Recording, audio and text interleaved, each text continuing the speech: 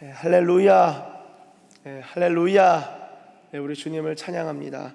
여러분, 오늘 읽으신 말씀은 구약성경 예레미야 30장 12절에서 24절까지의 말씀입니다.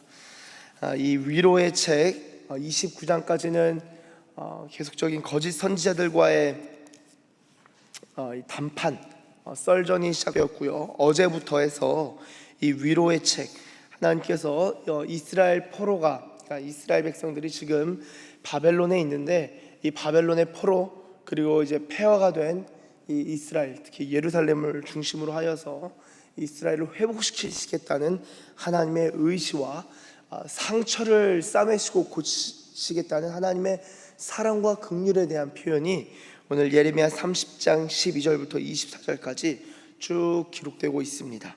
자, 12절 말씀을 보시면 이렇게 적고 있습니다. 여호와께서 이와 같이 말씀하시니라. 내 상처는 고칠 수 없고 내 부상은 중하도다. 여러분, 이것이 어떤 말인가요? 이스라엘 백성들이 경험하게 된 그 아픔과 상처가 이거는 회복이 불가능하다라고 판단될 정도로 힘들다는 거예요. 그러면서 13절, 내 송사를 처리할 재판관이 없고 내 상처에는 약도 없고 처방도 없도다. 이 상처에는 약도 없고 처방도 없다라고 하면서 14절 보시면, 너를 사랑하던 자가 다 너를 잊고 찾지 아니하니 이는 내 악행이 많고 내 죄가 많기 때문에 나는 네 원수가 당할 고난을 네가 받게 하며 잔인한 징계를 내렸도다. 여러분, 이 고난이라는 거요, 이 고난이라는 것을 이야기하고 이해하려고 할 때 하나님의 백성들이 받는 고난에 대해서 굉장히 하나님에 대한 반감을 갖는 경우가 많습니다. 고난의 종류가 다양하게 있지만 특별히 우리가 어떠할 때 고난을 당할까요? 여러 고난의 원인, 그리고 이 고난의 원인 중에, 이유 중에 또 찾아볼 수 있는 것 중에 하나는 이해할 수 없는 고난, 불가해적, 이해할 수 없는 고난이 있긴 한데요, 우리가 이해할 수 있는 고난 중에 하나는요, 바로 우리의 죄와 악 때문입니다. 이해할 수 없는 고난이 아니라 사실은 이게 왜 이런 고난이 일어났지라고 찾다 보면요, 우리의 죄와 악이 고난을 불러들이는 경우들이 있는데요, 특별히 이스라엘의 경우는 상처가 고칠 수 없고 중한 부상을 당한 이유가 하나님 앞에서 죄와 악을 범했기 때문인데요, 14절에 사랑하던 자가 너를 잊고 찾지 아니하였다라고 하는데, 여러분, 이 예루살렘 그리고 시온은요, 특별히 히브리어로 여성형 명사를 쓰곤 합니다. 여성형 명사를 쓰면서 특별히 시온이라는 것은요, 예루살렘이라는 것은요, 종종 신부로 표현이 되죠. 신부로 표현되면 신랑은 누굽니까? 하나님입니다. 하나님, 여호와 하나님이시죠. 그래서 요한계시록에서 새 예루살렘이 단장한 신부와도 같다. 단장한 신부와 같다라는 것은, 여러분, 신부가 단장하지 않고 메이크업도 하지 않고 그리고 대충 씻지도 않고 나오는 신부를 본 적이 있습니까? 저도 결혼이라는 것을 해봤는데요, 이 새벽부터 불러내가지고 저도 막 머리 막 하고 막 화장도 해주고, 그래서 이게 신랑갑다. 아내도 막 메이크업하고, 그날은 신부의 날인 거예요. 신랑의 날도 아니고요, 축구하는 사람도 나름 막 꾸미고 오고요, 가족들도 막 메이크업하고 한복도 입고 하는데요, 여러분, 결혼은요 신부의 날인 것입니다. 그렇죠? 이 단장한 신부와 같다라는 것은 무엇입니까? 이 예루살렘과 시온이 하나님 앞에서의 단장은 뭐가 단장일까요, 여러분? 하나님 앞에서 꾸몄다는 게 어떤 꾸밈입니까? 죄와 악을 가리는 게 꾸밈일까요? 아니죠. 거룩이 단장인 거예요. 거룩함이 단장함인 것입니다. 예루살렘이 정말 아름답게 이 거룩함으로 그 예루살렘이 단장한 거예요. 여러분, 이스라엘, 특별히 예루살렘 이 시온성, 그 중에서도 이 성전, 하나님 앞에서의 이 예루살렘과 시온이 단장함이 없고 거룩함이 없고 오히려 죄와 악의 온상이 되었을 때, 하나님께서는, 신랑이신 하나님께서는 또한 심판자이시기 때문에 너를 사랑하던 자가 다 너를 잊고 찾지 아니하게 됐다. 너가 나의 신복이긴 하지만, 너가 사랑스러운 자였지만 너에게 거룩은 없고 악행이 많고 죄가 많기 때문에 나는 이렇게 하겠다. 어떻게 했죠? 하나님께서 네 원수가 당할 고난을 예루살렘이 받게 된 것입니다. 여러분, 이거 하나님이 원하시는 시나리오일까요? 하나님이 원하시는 시나리오일까요?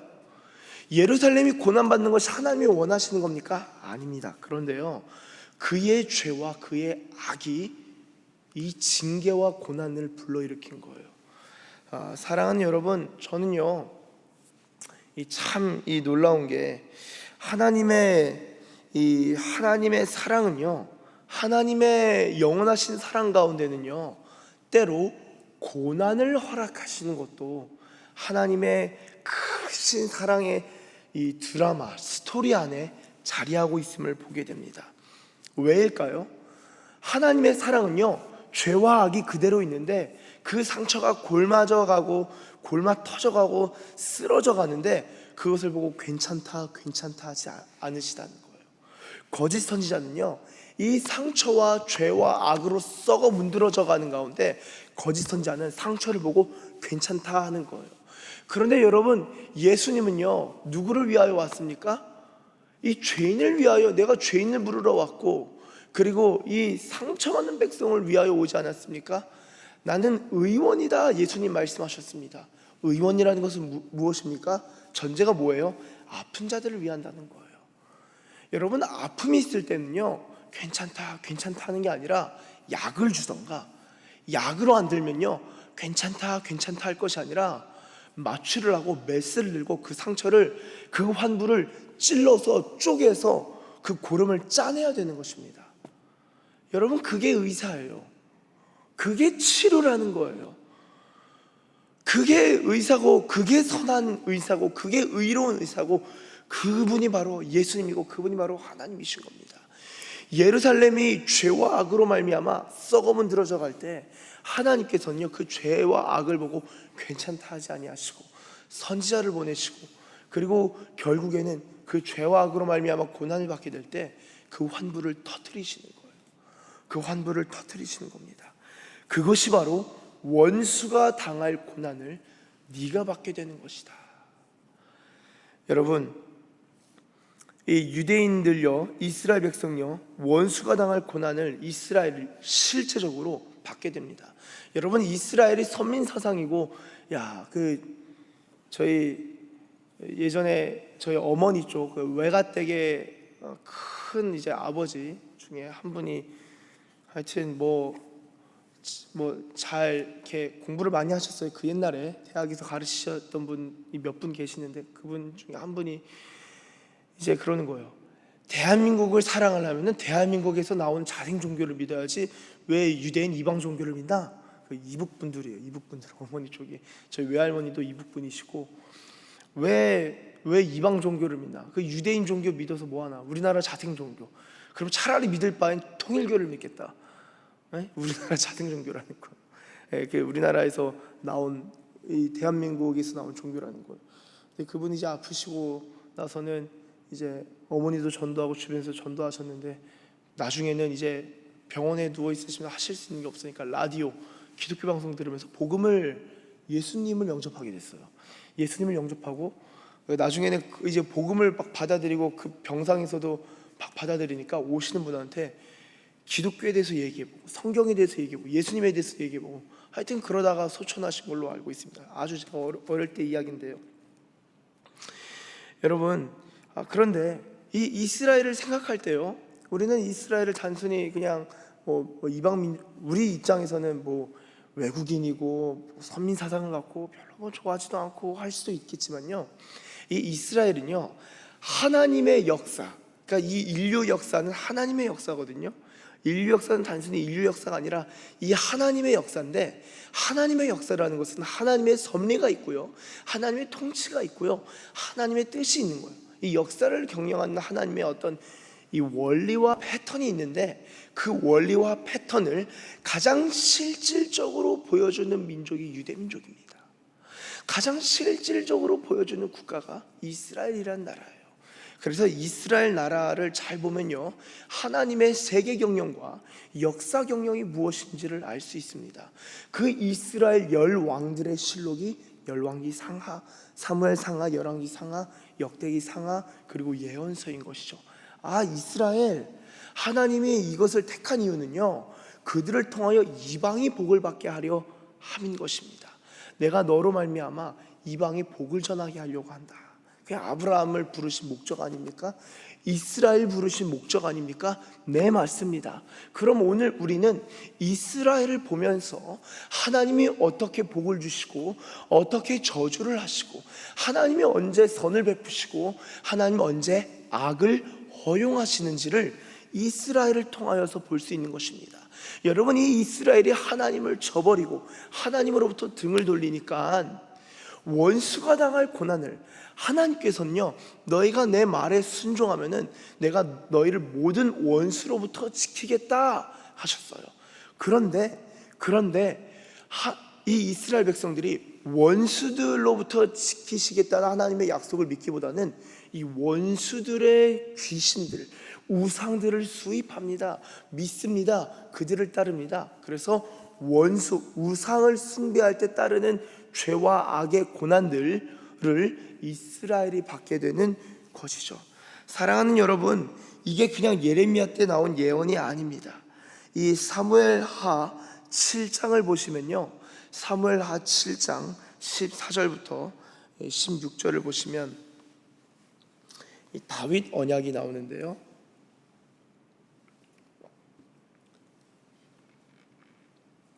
사무엘하 7장 14절에서 16절을 보시면 제가 읽겠습니다. 나는 그에게 아버지가 되고 그는 내게 아들이 되리니 그가 만일 죄를 범하면 내가 사람의 매와 인생의 채찍으로 징계하려니와. 아버지죠. 하나님 아버지라고 부르는 자들에게 뭐가 있어요? 매가 있고 채찍이 있다는 거예요. 징계가 있다는 거예요. 내가 네 앞에서 물러나게 한 사울에게서 내 은총을 빼앗은 것처럼 다윗 그에게서는 빼앗지는 아니하리라. 네 집과 내 나라가 내 앞에서 영원히 보존되고 내 왕위가 영원히 견고하리라 하셨다 하라. 아멘. 여러분, 이 말씀이 이루어집니까?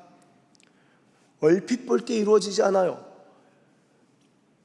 북이스라엘, 남유다 다 망하고 심지어 끌려가가지고 바벨론으로 가잖아요. 지금 이 말씀이 지금 이게 맞나 싶은데요, 여러분, 이것이 과연 맞습니까? 라고 할 때 과연 맞습니다. 하나님께서는요, 약속을 하셨기 때문에 이 약속에 충실하신 분이세요. 신실하신 분이세요. 그것을 하나님의 신실하심이라고 합니다. 우리의 죄와 악이 관영할 때도 하나님은 하나님의 언약에 신실하시고 이 언약이 있는 백성들에게 신실하셔서 그들을 죄와 악으로부터 돌이키신다는 거예요. 때로는 고난도 허용하신다는 거예요. 왜냐? 죄와 악으로부터 돌이켜야 되니까. 이 영원한 왕이 이 은혜를 빼앗지는 아니하고 베풀어야 하니까 하나님 죄와 악으로부터 돌이키기 위하여 이 고난을 때로는 허락하시고 잔인한 징계를 베푸시는 그 일도 하시는 겁니다. 그래서 이 사무엘하 말씀을 가지고 시편에도 그대로 적혀 있는데요, 한번 시편 89편 가보실까요? 시편 89편 31절부터 34절. 시편 89편 31절에서 34절.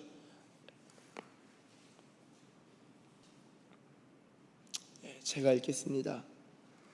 내 율례를 깨트리며 내 계명을 지키지 아니하면 내가, 다 찾으셨죠?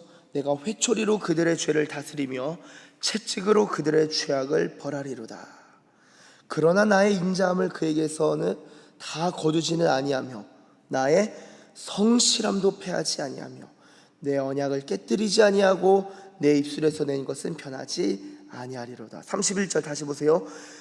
하나님의 율례를 깨뜨리고 하나님의 계명을 지키지 아니하면, 말씀에서 벗어나면요, 징계하신다는 거예요. 죄악을 벌하신다는 거예요.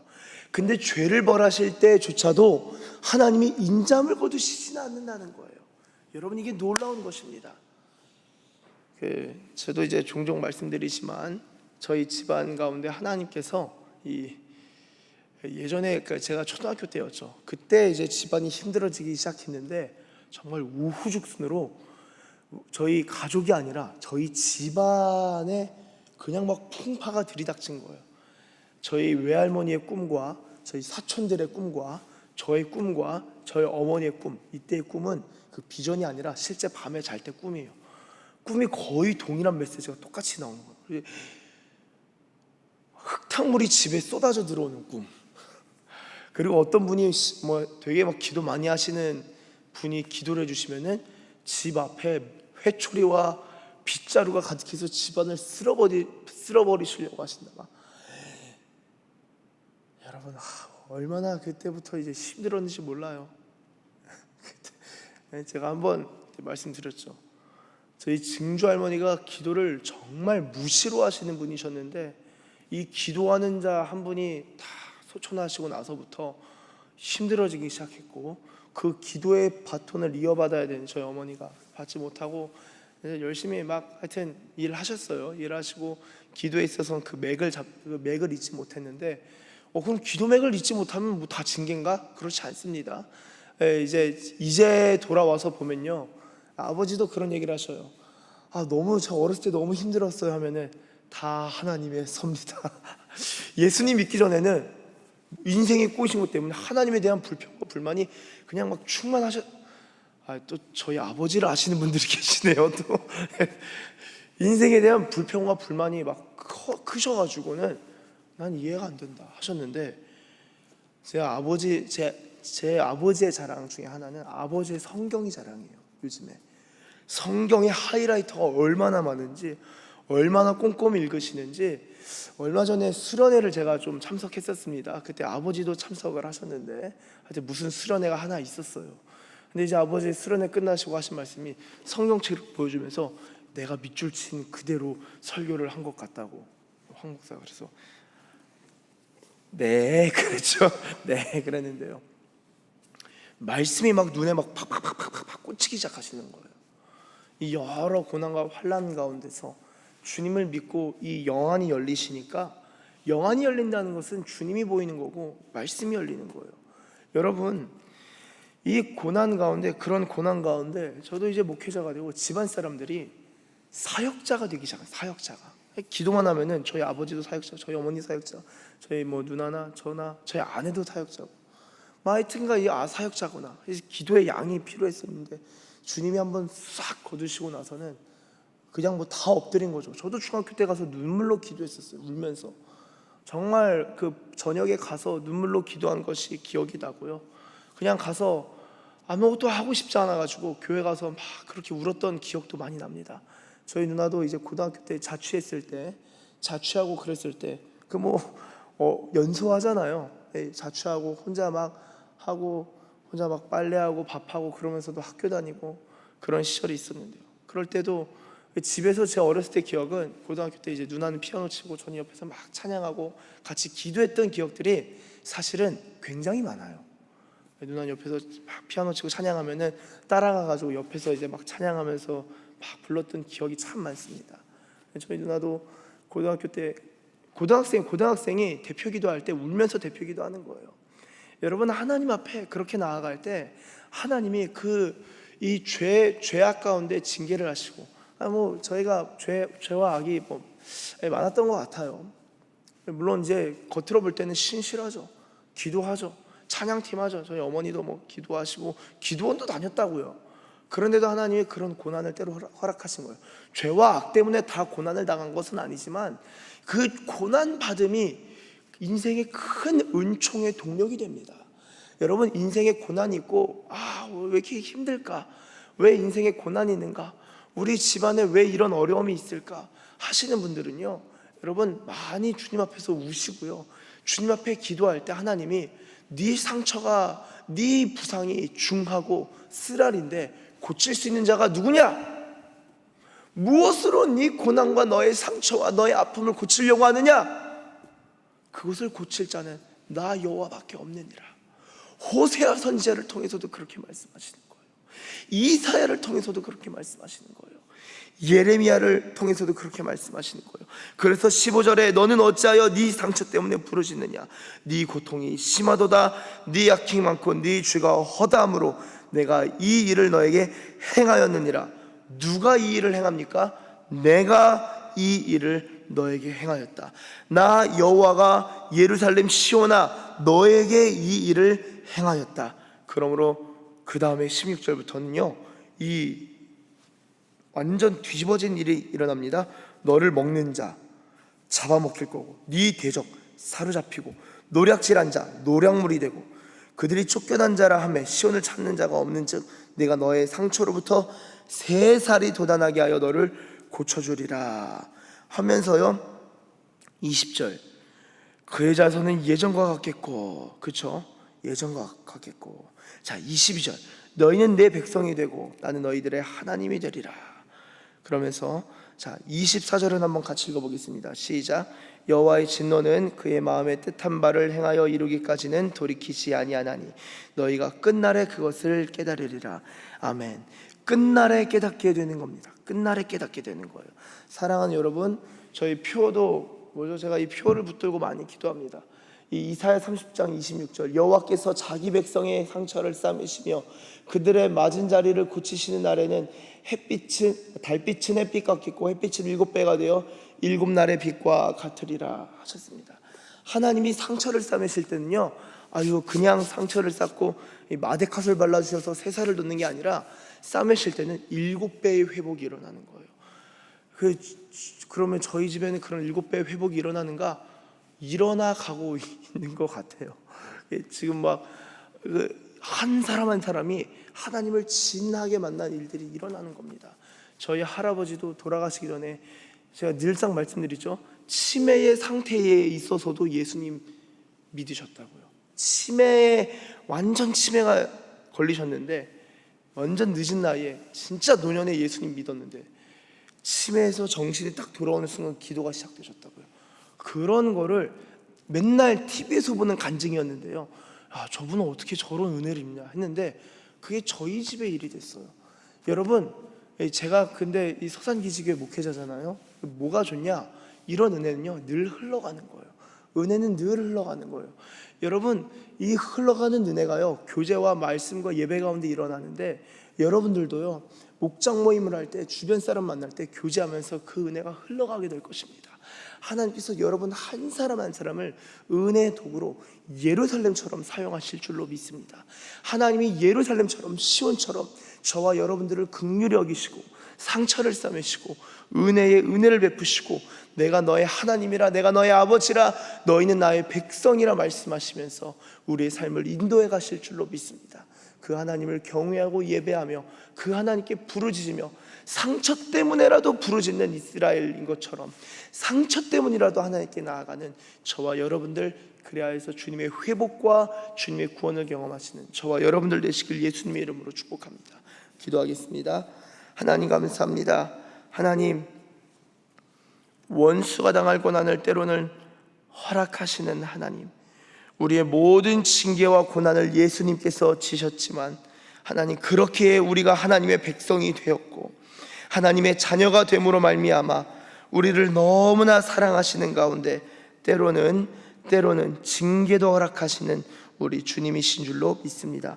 모든 징계 예수님께서 받으셨지만 하나님, 우리를 주께로 더욱 돌이키시고자 사람의 매와 인생의 지직을 허락하시는 주님, 우리가 주님께 부르짖을 일이 없지만 상처 때문에는 부르짖게 되는 그런 연약한 인생인데 우리의 인생 가운데 하나님의 손길, 하나님의 채찍을 허락하시는 우리 하나님의 긍휼과 사랑을 찬양합니다. 우리의 하나님이 되시고 우리의 인도자가 되시는 우리 주님께만 나아가는, 주님께 나아가 엎드리는 주님의 인도하심을 받는 모든 서산기지교회 가족들 되게 하여 주시옵소서. 감사드리며 예수님의 이름으로 기도드립니다. 아멘.